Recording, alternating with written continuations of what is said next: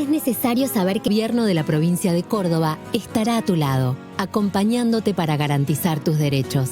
Por eso, fortalecimos el programa Protección de la Embarazada y su bebé, un plan de prevención en salud que le brindamos a todas las cordobesas embarazadas sin obra social. Un completo control prenatal, consultas y exámenes ginecológicos, laboratorios, ecografías, provisión de medicamentos, odontología, vacunación completa, soporte nutricional, ajuar para la mamá y el bebé, asignación por embarazo Córdoba. Ahora, desde el Ministerio de Salud hemos ampliado el programa. Nuestros equipos territoriales buscarán activamente embarazadas en la provincia para fortalecer la captación temprana y sumarlas al acompañamiento sanitario hasta los 1000 días de vida del bebé. Además, aumentamos la ayuda económica, triplicando la asignación provincial por embarazo. Ahora te otorgamos 10.000 pesos por trimestre de gestación en lugar del monto único anterior. Programa Protección de la Embarazada y su bebé. Ministerio de Salud, Gobierno de la Provincia de Córdoba. Seguinos en las redes sociales como GPS de Noticias, porque necesitamos estar informados. GPS de Noticias. GPS de Noticias, segunda edición. GPS de Noticias se detiene en este segmento para compartir información específica. Una temática, 1000 preguntas y la persona idónea para responderlas. GPS de Noticias. Para sacar adelante este fondo, voy a empezar a vivir. Y en este día lunes, siendo las 6 de la tarde con 32 minutos, le vamos a dar la bienvenida a Fran del Corro, que nos trae su columna de filosofía ¿Quién asó la manteca? Y que ha llegado tomando mate en el día de hoy. Buenas tardes, Fran. Buenas tardes, ¿cómo andan? Un saludo a toda la gente que está escuchando el programa. Bueno, ¿cómo pasaste el fin de semana? Lo pasé en cama.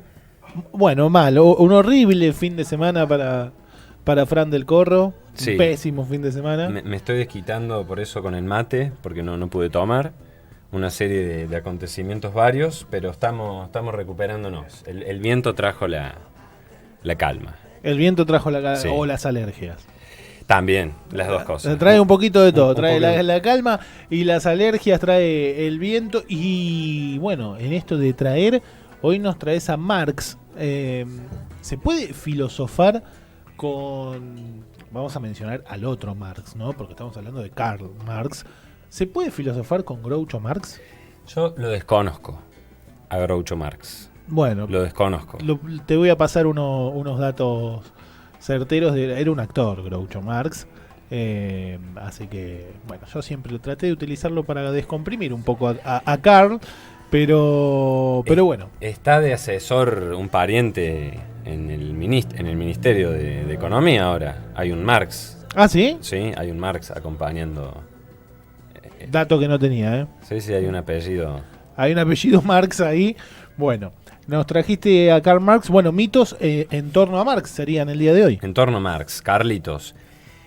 Como a mí el viento me genera, me fastidia un poco. Salir a la calle y el viento, entonces suponiendo que la gente también, y que aprovechamos que está en la casa y se encierra, vamos a ir al grano. Bien. Porque el planteo es seguir con esta idea de los mitos. Entonces hay dos cosas, principalmente, que yo traigo hoy para conversar y a partir de ahí seguir conversando de otras cosas. La primera es que Marx le da un fundamento científico a las ideas socialistas que lo precedieron y que de alguna manera formaban parte de su entorno intelectual, político, ¿bien? Y discute mucho con lo que él denominó el socialismo utópico. Bien, eso en primer lugar. Que el socialismo utópico hoy lo podremos representar con esa gente que pretende solucionar los grandes problemas de la humanidad ya, bien, desde su individualidad, desde su queja, bien, medio casi caprichosamente. Bien, eso entonces te plantea una idea absolutamente irrealizable, muy buena, pero irrealizable. Entonces, listo. A la semana que viene ya apareció una serie en Netflix y se acabó la cuestión revolucionaria. Entonces un poco Marx y Engels, ¿no? También discuten con esto, con esta postura. ¿Estamos entrando al manifiesto comunista? El Manifiesto Comunista es uno de los libros, ahí está bien relatada esta discusión con los diferentes movimientos de la época. Después hay otro librito que es un poco más denso, ¿no? en complejidad, no es imposible de leer, que se llama La miseria de la filosofía, pero en el manifiesto sí está muy bien el repaso, ¿no? Un dato así, La miseria de la filosofía es una respuesta, como si fuera un tuit, Claro, sí. al anarquista Proudhon, que escribió La filosofía de la miseria. Los muchachos en esa época se respondían con libros. Lo recordaba, tenía cuando lo mencionaste, la miseria de la filosofía, me generaba un recuerdo de algún momento de mi vida, de alguna charla que tuve en relación a este libro. Y bueno, que venía primero con el manifiesto comunista. Y dije, no, se me vino el manifiesto comunista porque lo hace Marx con Engels y justo lo habías mencionado. Está perfecto, pero sí, ahí discuten cuál vendría a ser la diferencia entre lo que ellos están planteando, bien, y lo que precede. Y la cuestión que tiene que ver con lo científico es con un análisis riguroso y sistemático de las relaciones bajo el capitalismo. Bien. Por ejemplo, pequeñas cosas, digamos, que va analizando y estableciendo Marx. El carácter social de la producción, bien, no el carácter individual de cada tallercito, de cada fábrica, de cada empresa manufacturera, sino de la producción social. La diferencia entre lo que es el precio de las cosas, el costo de producción, el salario, bien, todos análisis que van dándole solidez a su planteo.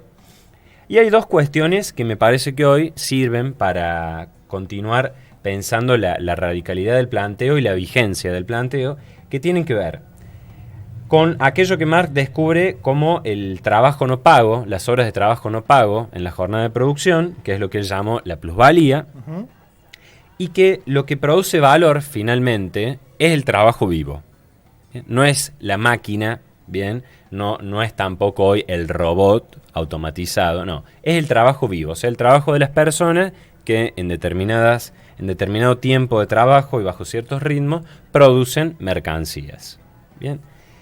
Y esto lo remarco justamente para pasar a la pregunta si el marxismo como un sistema de categorías y conceptos hoy está obsoleto. Bien. Y la respuesta está dada por nuestras propias condiciones de vida, en parte. Totalmente.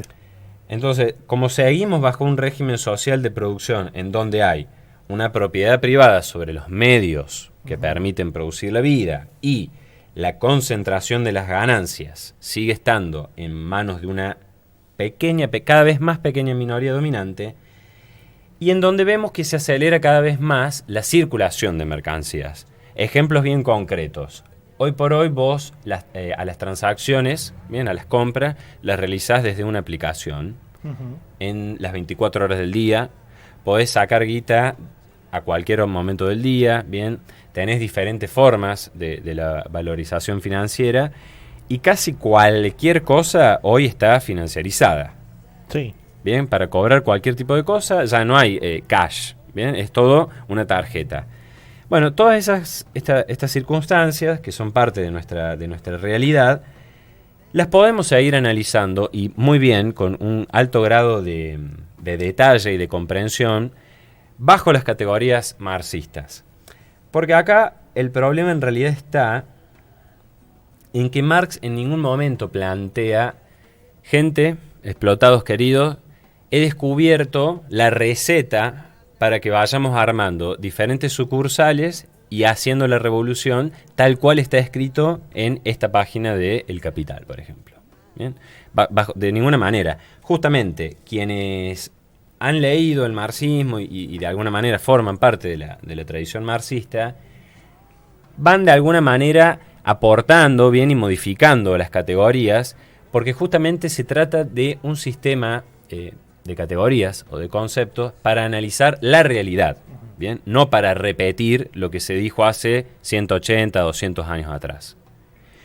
Un ejemplo, hace poco vino a la Biblioteca Moreno Luciano Orellano y trajo un trabajo, una investigación sobre aquellas plataformas, bien, de exportación que están asentadas sobre el río Paraná, y todo el sistema de análisis, es decir, los dueños de las empresas, los accionistas de esas empresas, en dónde cotizan esas empresas, en qué bolsas, bueno, todo eso está analizado bajo categorías marxistas, pero no al modo de decir, bueno, acá en el río Paraná sucede lo que Marx dijo en una carta que está en la página tal de las obras completas. No, es simplemente tomar ese sistema de categorías para poder entender qué sucede hoy en día.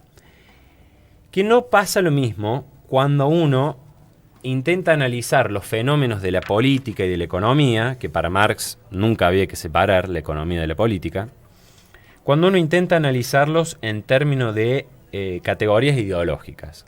Por ejemplo, uno no entiende por qué, es decir, la explicación y son gorilas, por ende hacen esto. Bueno, no te termina de dar la pauta de por qué, porque muchas veces vos tenés expresiones que ideológicamente son reaccionarias y sin embargo te apoyan una causa como la soberanía de Malvinas. Y tenés ejemplos de sectores más progresistas que como los límites del Estado-Nación no les interesa, porque su disputa es en otro plano, prescinden de reclamos en clave de soberanía, en clave de Estado-Nación, por ejemplo. Entonces vos decís, bueno, ¿cómo es que, no, lo digo burdamente, los fachos defienden la soberanía y los progres no les interesa, ni siquiera lo discuten? Entonces, ¿qué pasa ahí? Bueno, lo que sucede, nos podría decir el fantasma de Carlito, es que vos querés explicar un fenómeno de la realidad económica y política bajo categorías ideológicas. Claro. Que eso te puede servir para hacer una buena columna de chicanas, bien, para sentarte a debatir, pero no te va a servir para comprender. Y este es el último punto que a mí me gustaría resaltar, que es toda la teoría que intentan, todos los estudios, las investigaciones que lleva a cabo Marx, las hace con el objeto de poder transformar esas relaciones sociales de producción, porque él consideraba que, entre muchas otras cosas, esta apropiación del trabajo no pago generaba condiciones de muchas injusticias, de muchas opresiones. Entonces todo el planteo, todos esos voluminosos libros que no leemos todavía, estaban orientados a poder justamente transformar ese sistema de condiciones por un sistema más justo, que algunos lo llamaron socialismo, otros lo llamaron comunismo, otros socialismo nacional, socialismo criollo, etcétera, etcétera, etcétera, pero que va apuntado a darnos un régimen social más justo, bien, en donde la miseria no sea algo cotidiano y en donde sí podamos tener, en función de la cantidad de mercancías, por ejemplo, de alimentos que se producen, que por lo menos no haya hambre, por ejemplo, ¿no? Entre cuestiones muy pequeñas. Como base, digamos. Por lo como menos. base. ¿Y cuál es, digamos, todo esto uno podría decir, bueno, está todo bien, pero mira, existe esta otra teoría que en términos de categorías y conceptos es mejor que el marxismo. Entonces, no te doy la razón y sí está obsoleto el marxismo. Pero hay otra prueba más. Ujú. Cuando uno escucha hablar, aún hoy en día, una cuestión tan básica como la reforma agraria, Sí. una cuestión casi arcaica, podríamos decir. Sin embargo, cuando se plantea en la televisión o en algún debate la necesidad de una reforma agraria, aparecen gritos de espanto, casi como si volvieran a ver ese fantasma que recorría Europa, como arranca el manifiesto. Entonces voy a decir, ¿cuál es el cuco que aparece? Bien, si estamos hablando de cosas que tendríamos que haber hecho hace mucho tiempo, bueno, entonces ahí te da la pauta de que efectivamente sigue habiendo algo medio oculto, medio solapado, que reclama que sigamos discutiendo. Incorporando otras categorías, puede ser, pero no descartando todo el bagaje teórico que nos ha legado Carlitos y compañía, bien, aún hoy.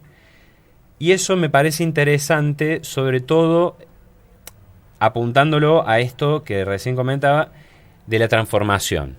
Bien, porque muchas veces en las cuestiones académicas se hace como una separación de decir, bueno, a ver, Marx le erra porque cuando piensa Latinoamérica, bueno, está perfecto, le erró con Latinoamérica, lo pensamos nosotros. Bien, no hay ningún problema con eso. Pero acordémonos que esto es una teoría apuntada a transformar un sistema desigual e injusto. Ujú. Bien, no es para sentarse. Si no, podemos hacer literatura, que no es nada menospreciable, pero no confundirlos tantos, ¿bien?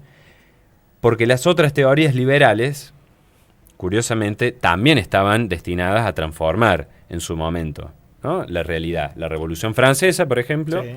bueno, las ideas liberales permitieron una gran revolución de escala mundial también para transformar las condiciones de vida acarreadas bajo el régimen feudal, por ejemplo.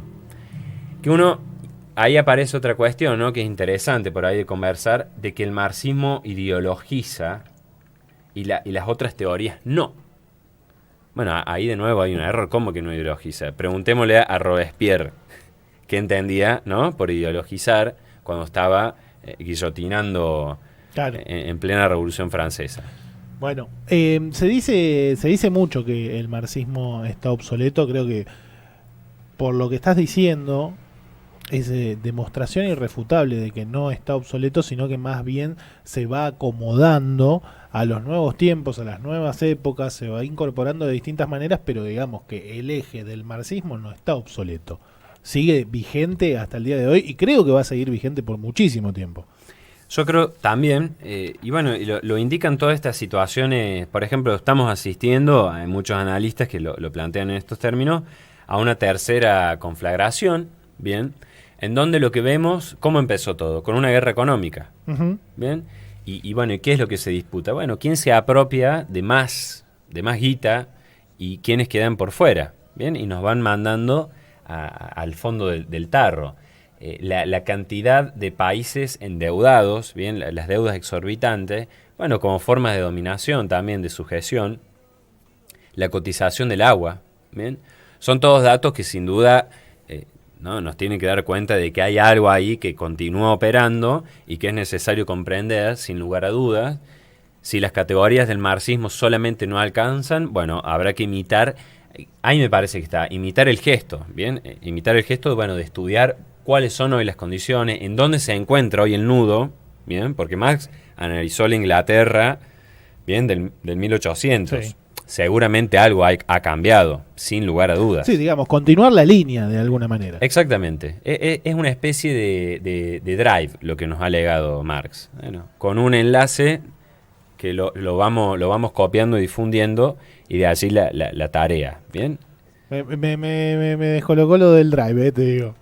Un trabajo colaborativo. No, bueno, pero la expresión del drive me descolocó, me descolocó un poco. Bueno, hablabas también del feudalismo, también en ese momento estaba la burguesía.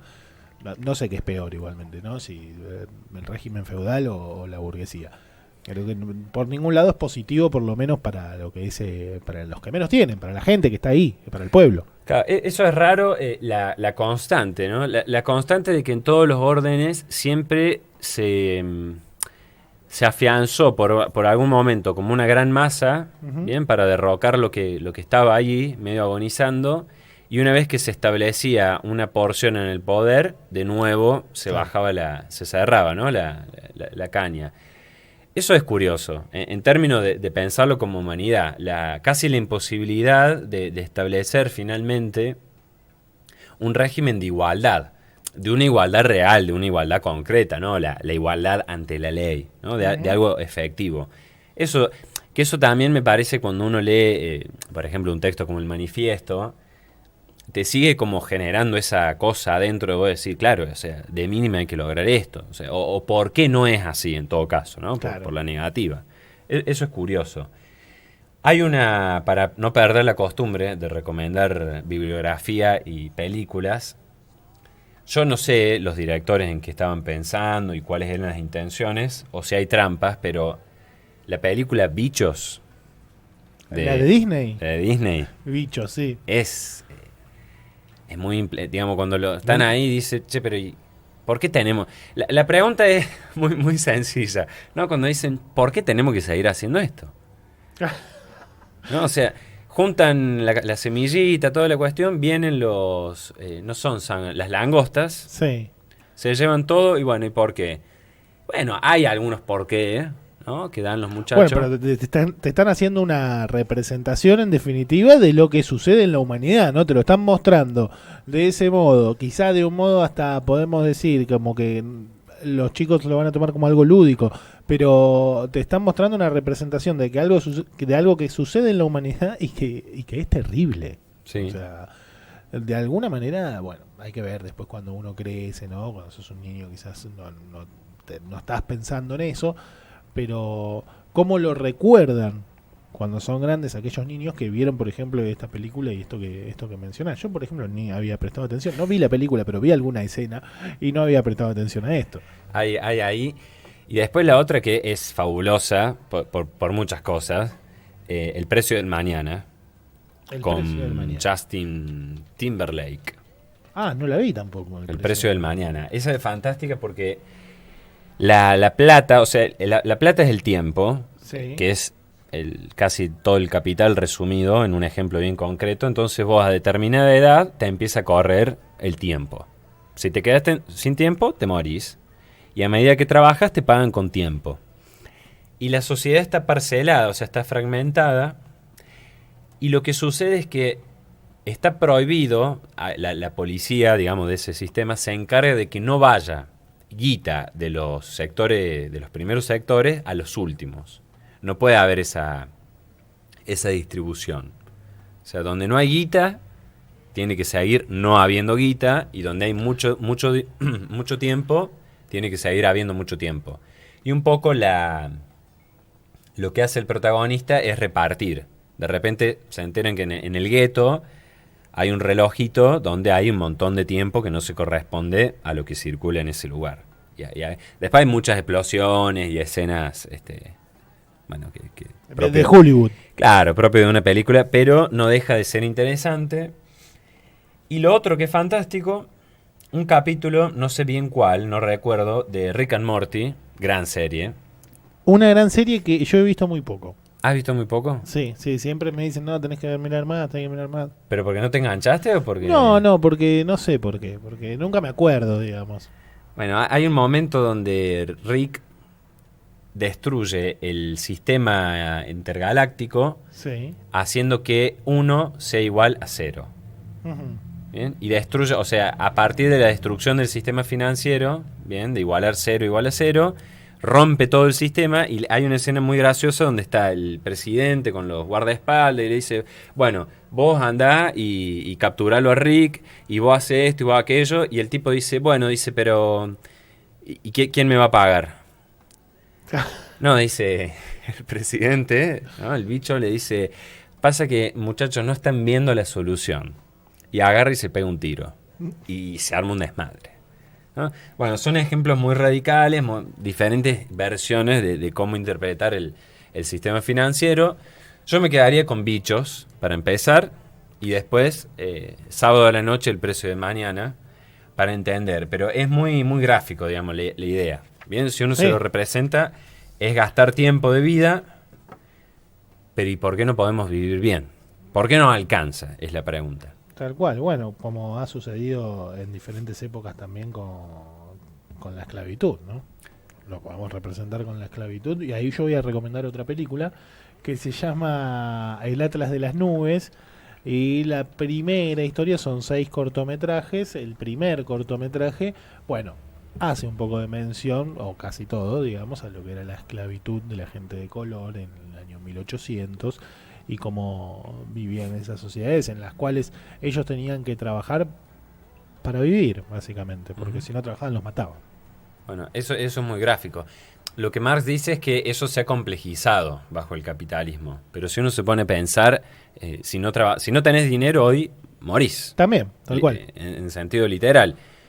Quizás haya alguna prestación social que te permita subsistir, Sí. que no es lo mismo. No es lo mismo. No, sobrevivir y vivir no es lo mismo.